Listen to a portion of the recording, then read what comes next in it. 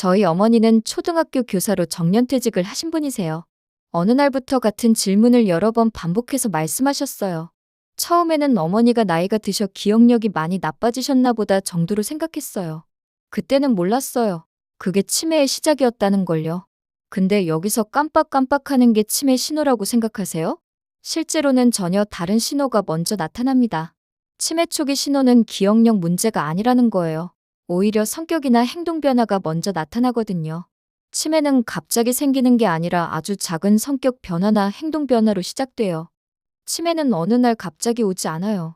미리 알 수 있는 작은 신호 5가지가 있어요. 우리 가족이나 주변 분들에게 이런 변화가 있는지 잘 관찰해 보세요. 분명 치매가 미리 보내는 신호를 알 수 있으실 거예요. 관심을 갖고 보면 보여요. 치매를 일찍 발견하면 정말 효과가 커요. 치매를 2년만 일찍 발견해서 관리하면 20년 뒤에 치매에 걸리는 사람의 수가 5분의 1이 줄어든다는 놀라운 연구 결과가 있어요. 그리고 치매에 걸리더라도 훨씬 가볍게 앓을 수 있다고 해요. 치매에 대해 알고 미리 관찰하시면 저처럼 치매를 늦게 발견하시지는 않으실 거예요. 자, 그럼 지금부터 치매 초기 5가지 변화 하나씩 쉽게 말씀드릴게요. 첫 번째, 같은 일을 계속 반복해요. 실제 사례입니다. 73세 박순자 할머니는 매일 아침 산책 가기 전에 가스 불을 끄는지 확인하기 시작했어요. 처음에는 안전하게 사시는구나 했는데 점점 하루에 몇십 번씩 확인하게 됐어요. 확인했는데도 혹시 가스가 셀까봐 하면서 집 밖으로 나갈 수가 없었어요. 그리고 5분 전에도 물어본 오늘이 무슨 요일이지? 언제 밥 먹어? 같은 질문을 하루에도 몇 번씩 반복해서 가족들이 답답해했어요. 또 다른 분은 78세 이순철 할아버지예요. 집안에 안 쓰는 물건들, 종이, 비닐봉지, 영수증 같은 걸 버리면 안 되라면서 계속 모으기 시작했어요. 길에서 버려진 종이컵이나 비닐봉지까지 주워와서 아깝잖아, 다시 쓸 수 있어 라며 집안에 쌓아뒀어요. 가족들이 치우려고 하면 내 물건 건드리지 마 라며 화를 내셨어요. 이런 반복 행동들을 더 자세히 보면요. 내 지갑 어디 있지? 아들 언제 와? 같은 질문을 계속 되풀이해서 물어봐요. 밥을 먹고 나서도 계속 냉장고 문을 열어서 음식이 있는지 확인하고요. 손 씻기, 문 확인하기, 방문을 몇 분마다 열었다 닫았다 해요. 집안을 이유 없이 왔다 갔다 하거나 한 곳에서 계속 앉았다 일어났다를 반복해요. 옷을 입었다 벗었다를 여러 번 하거나 밥을 자꾸 먹으려고 해요. 접시나 컵을 항상 같은 자리에 놓으려고 해요. 예를 들어 식사할 때 꼭 같은 자리에 놓아야 안심돼요. 의미 없는 말을 계속하거나 손 비비기, 박수치기, 리모컨 만지작거리기 같은 행동을 계속해요. 이 같은 행동은 나중에 배회 증상, 즉 같은 길을 반복해서 걷는 증상으로도 발전할 수 있어요. 왜 이런 일이 생길까요? 뇌의 앞쪽 부분인 전두엽, 행동조절 부위가 아파지면서 기능이 약해져요. 새로운 걸 배우거나 이해하는 것보다 익숙한 행동을 계속 반복하게 되는 거예요. 또 불안하고 혼란스러울 때 자신만의 방법으로 마음을 편안하게 하려는 거예요. 반복하는 행동이 마치 안전한 담요 같은 역할을 하는 거죠. 치매는 여러 종류가 있는데 대표적으로 전두측두엽 치매와 알츠하이머 치매가 있어요. 아픈 부위가 다른 건데요. 전두측두엽 치매는 뇌의 앞쪽과 옆쪽 뇌가 아픈 거고 알츠하이머 치매는 뇌 중앙이 아픈 거예요. 뇌의 앞쪽과 옆쪽이 아픈 치매는 평소 조용하던 할머니가 갑자기 큰 소리로 웃거나 화를 내요. 친구들과 어울리는 방법을 잊어버리고 혼자 이상한 말을 하기도 해요. 뇌 가운데가 아픈 치매는 매일 먹는 밥도 잊어버리고 며칠 전 일도 기억하지 못해요. 가족 이름도 잘 생각이 안 나요. 특히 뇌의 앞쪽과 옆쪽이 아픈 치매 환자에서 특정 말 행동을 과도하게 반복하거나 의미 없는 물건 모으기, 확인 행동에 집착하는 강박 성향이 뇌의 중앙이 아픈 알츠하이머 치매보다 훨씬 두드러지게 나타나요. 정리하자면 치매 환자는 같은 질문 행동 반복, 목적 없는 동작 반복, 특정 물건 집착 수집, 계속 확인하는 강박적 검사 등의 행동을 보이며 이는 기억 저하뿐 아니라 뇌의 자기조절 능력 약화에서 비롯된 증상입니다. 이로 인해 보호자는 혼란과 부담을 느끼기도 하지만 환자 스스로는 두려움이나 불안, 자기 방어 심리에서 이런 행동이 더 심화되는 경우가 많습니다. 치매 초기 5가지 행동 변화 중 2번째, 다른 사람의 마음을 이해하기 어려워해요. 실제 있었던 일이에요.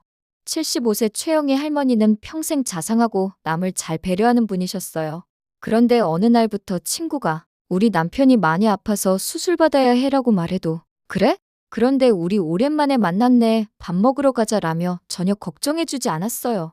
손주가 넘어져서 울어도 조심하지 그랬어 라며 무표정하게 말하거나 가족이 고마워하며 안아줘도 예전처럼 기뻐하는 모습이 사라졌어요.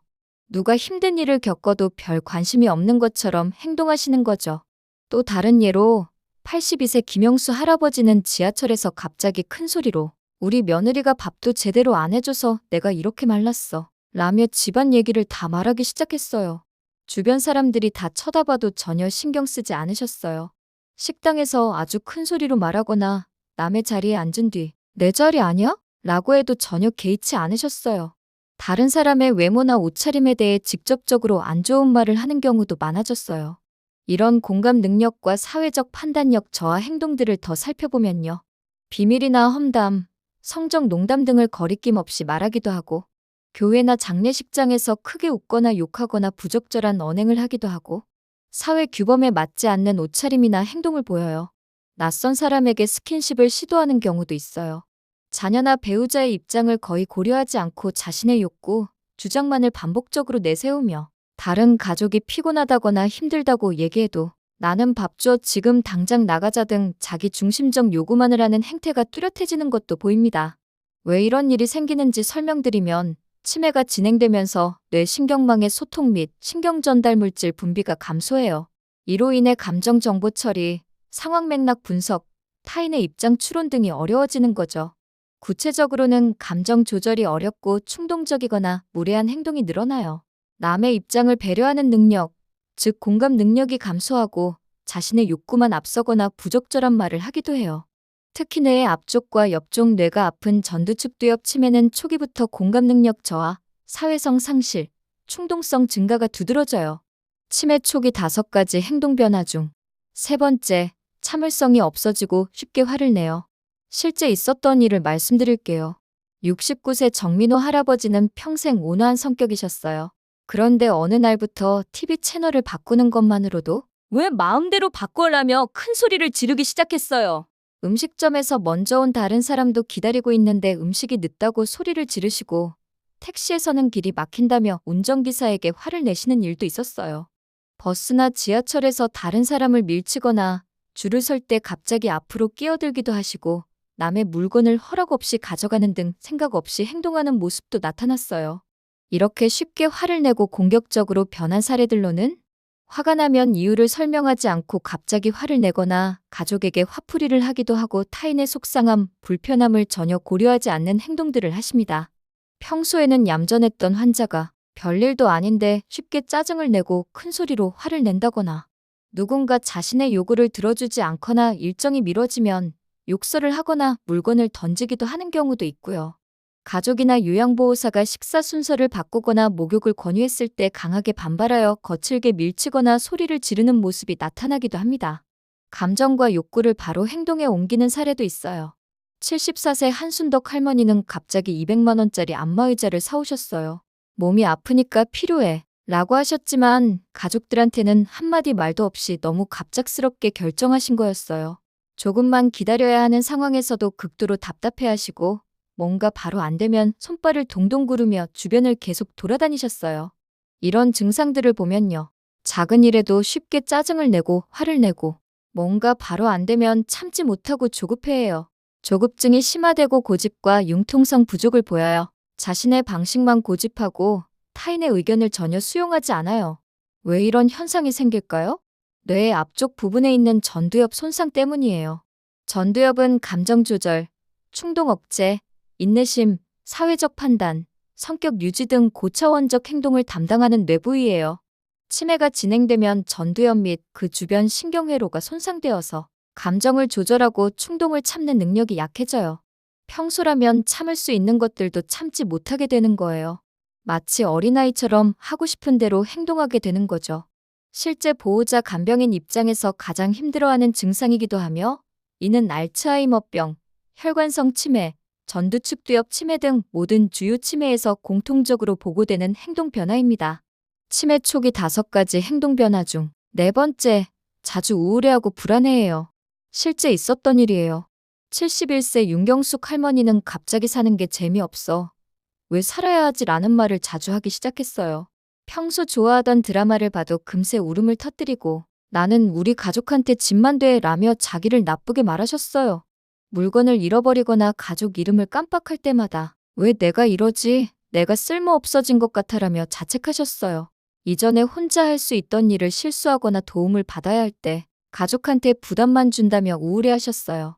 또 다른 사례로는 68세 박동수 할아버지는 아직 일어나지도 않은 일들을 미리 걱정하기 시작했어요.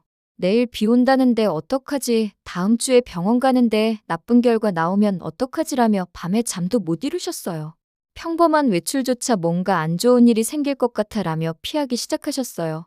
치매는 이런 우울감과 불안감이 증가하는데 왜 이런 일이 생기는 걸까요? 신경전달 물질의 변화 때문이에요. 치매 환자에서는 세로토닌, 도파민, 노르에피네프린 같은 기분 조절을 담당하는 뇌 신경전달 물질이 감소해요. 즉, 치매가 생기면 뇌에서 기분을 좋게 만드는 물질들이 줄어들어요. 이 물질들이 부족해지면 우울하고 불안한 기분이 자주 생겨요. 또 기억력이 나빠지고 일상생활이 어려워지면서 스트레스를 많이 받게 되고 그래서 더 우울하고 불안해지는 거예요. 치매 초기 5가지 행동 변화 중 마지막인 5번째, 의욕이 없어지고 감정 표현을 안 해요. 마지막 실제 사례인데요. 76세 조영철 할아버지는 예전에는 손주가 오면 꼭 안아주고 웃으셨는데 어느 날부터 손주들이 놀러와도 그래 라는 한마디만 하시고는 무표정하게 TV만 보셨어요. 누가 말을 걸어도 표정 변화가 거의 없고 이름을 불러도 그냥 멍하니 있는 경우가 많았어요. 좋아하시던 트로트 음악도 등산도 장기도 모든 것에 흥미를 잃으셨어요. 아무리 이름을 불러도 대답도 반응도 없어요.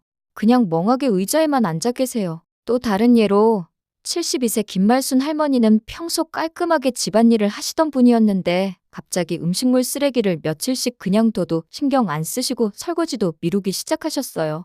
귀찮아, 나중에 할래 라는 말만 반복하셨어요. 가족들이 엄마 왜 이러세요? 라고 물어봐도 그냥 귀찮아, 하기 싫어라고만 하셨어요. 아침에 산책같이 나가자 해도 그냥 집에 있을래? 힘들어라며 매번 거부하시고 하루 종일 아무것도 하지 않으셨어요. 이런 증상들을 보면요. 사람들에게 관심이 없어져요. 손주나 가족에게도 무관심해져요. 좋아하던 취미나 즐거운 활동에 전혀 흥미를 보이지 않아요. 새로운 것을 배우거나 시도하기를 싫어하고 기본적인 집안일이나 자기 관리도 귀찮아해요. 감정 표현이 줄어들고 무표정해져요. 다정했던 성격이 사라져요. 2019년 영국 엑시터대 등에서 영국에서 4,000명이 넘는 치매 환자를 연구한 결과 치매 환자의 45%가 이런 무감정 증상을 계속 겪었고 시간이 지나도 나아지지 않는 경향이 있었어요. 치매의 무감정 증상은 우울증과는 달라요. 슬프다거나 괴롭다고 말하지는 않지만 그냥 아무런 의욕이나 감정 표현 자체가 현저히 줄어드는 게 특징이에요. 이러한 무감정 감정 표현 저하는 치매의 주요 경로 알츠하이머, 전두축두엽 치매 등 모든 유형과 시기에서 비교적 흔하게 관찰되는 대표적 행동 변화입니다. 가족과 돌봄자가 이 변화를 성격 변화나 우울증으로 오해하는 경우가 많으나 실제로는 뇌 손상에 기반한 치매의 고유 증상입니다. DC 요약을 하자면 지금까지 말씀드린 5가지 변화는 일상의 작은 변화처럼 보이지만 5년 안에 치매가 생길 확률을 높이는 조기 신호라는 게 과학적으로 증명됐어요. 첫 번째, 같은 일을 계속 반복해요. 두 번째, 다른 사람의 마음을 이해하기 어려워해요. 세 번째, 참을성이 없어지고 쉽게 화를 내요. 네 번째, 자주 우울해하고 불안해해요. 다섯 번째, 의욕이 없어지고 감정 표현을 안 해요. 이런 증상들은 우리 가족이나 본인도 잘 모르고 지나치기 쉬워요. 그래서 꾸준히 관찰하고 체크하는 게 정말 중요해요. 어떻게 도와줄 수 있을까요? 구체적으로 어떻게 도와줄 수 있는지 말씀드릴게요. 생활 환경을 도와주세요. 규칙적으로 생활하고 잠자고 먹는 시간을 일정하게 하세요. 적당한 운동도 감정이나 의욕 유지에 도움이 돼요. 햇빛을 쬐고 산책하는 등 바깥 활동을 격려해주세요. 우울한 기분이나 무기력함을 해소하는 데 효과가 있어요. 지금도 할 수 있는 일이나 취미 활동을 격려해주세요. 남아있는 능력을 최대한 활용할 수 있도록 격려하면 자신감과 만족감이 올라가요. 칭찬하고 격려하며 따뜻하게 대해주세요. 실수해도 혼내지 말고 지금 그대로도 괜찮다는 메시지를 자주 전해주는 게 중요해요. 가족의 역할도 정말 중요한데요.